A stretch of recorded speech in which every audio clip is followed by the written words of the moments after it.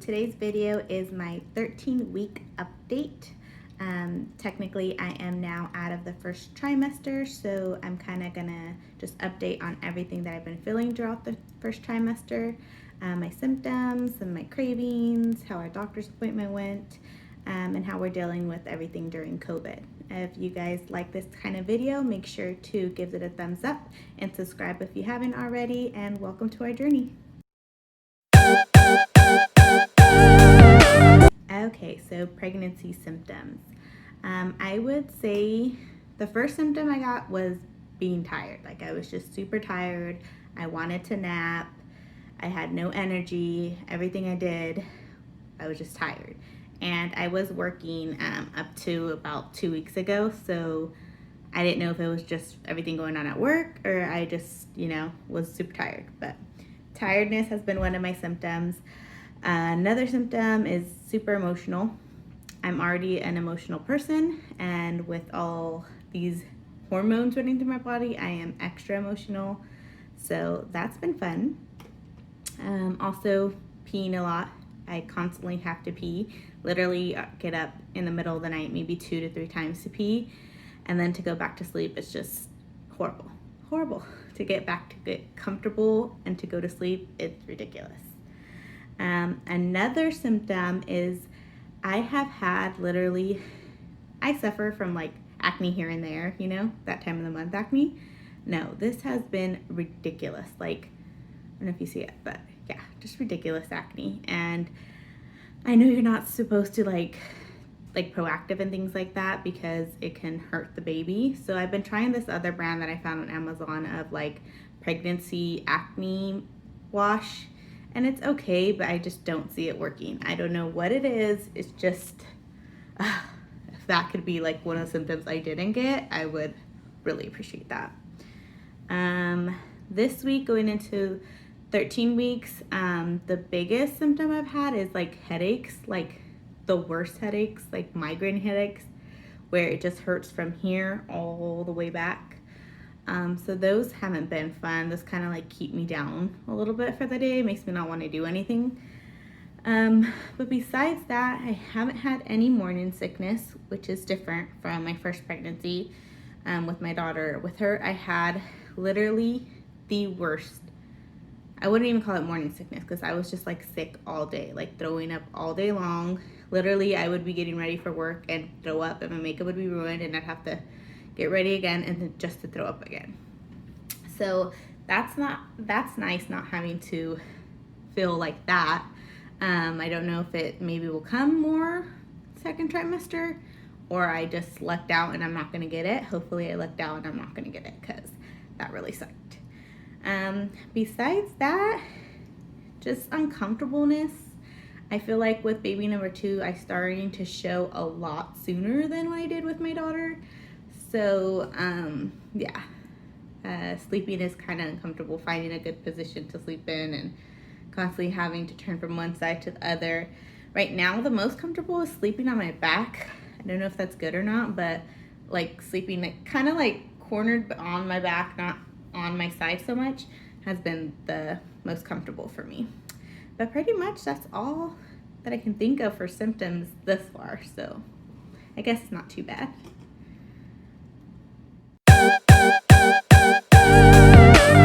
Next up, cravings. I really haven't had that much cravings so far. With my daughter, I really crave pineapple with tahini a lot, like the very first trimester, which I learned pineapple is not the greatest thing when you're pregnant.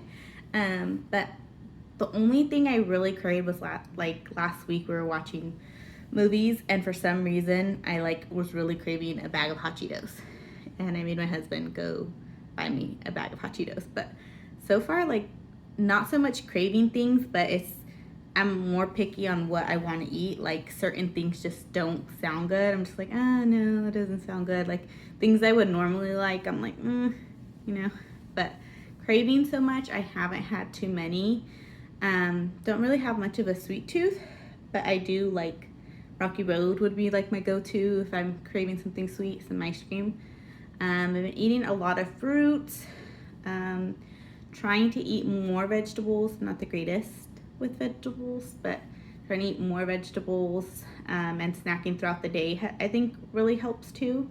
Once I start to get hungry, I like start to feel nauseous, not like throwing up, but just like queasy. So just making sure I'm snacking a lot throughout the day too has helped. But for cravings, so far that's all I have. As for doctor's appointments, I've only had one doctor's appointment. Typically, they don't want to see you till you're at least 8 to 10 weeks pregnant. So I found out I was pregnant right like at 4, I would say 4. I was 4 to 5 weeks when I found out I was pregnant. So I had to wait a while before actually going to see my doctor. And she's really busy all the time. She gets really booked out. So the soonest they could get me in with her would put me at 11 weeks. So when I went, it was very like 2 weeks ago. I was already 11 weeks when I went for my first appointment. And right now, with everything going on with COVID, I was the only one allowed into the appointment. My husband couldn't go. When you get there, they take your temperature, they screen you. You have to wear a mask throughout the entire appointment. So that was different. But the waiting rooms, they have it taped off where you're separated from people. So I felt safe going in, and everything went really good. She said the baby's heartbeat was really good. There's only one baby in there, even though I feel like I'm showing so much more. I swear we could have had twins in there. My official due date is February 24th. They're going by your last menstrual period. So if they go by that, my due date would be February 24th. But the baby was measuring, I think she said like 10 weeks, 5 days. So there's a 5 days difference where it could be March 1st. So anywhere from February 24th to March 1st could be my due date. Right now at 13 weeks, they say the baby's the size of a plum. It's probably like about that big. Already has most of its organs, so it's growing all those organs, just developing up them stronger. What else? They made me do a bunch of tests that day, like a urine test, blood work. All of my blood work came out good, and my urine test came back good. The only other test, which is optional, not everyone does it, they test for Down syndrome and all of that. So I did do that one with my daughter, so we did it again, and I haven't got the results for that one because it's a 2-part test. So they do the first one usually when you're past 10 weeks, and then you do the second one when you're 14 to 15 weeks to get a more conclusive results. So that one I haven't got my results for because I haven't done the second part, which I'll probably do the second part when I go in for my next appointment, which is in September. I'll be a little past 14 weeks, so like almost 15 weeks. No. Yeah, I'll be like 15 weeks, so it's like 2 weeks away from my next appointment. And yeah, so that's all we have for doctor's appointments right now. It is a little different, but I did feel safe going in. It just, my husband was super bummed that he didn't get to go in because he went to all of my daughter's appointments, but it was really cute. I videotaped it. You got to hear the heartbeat, and then we have our little sonogram.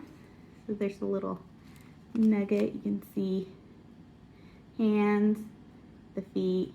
I think this is the head. So yeah.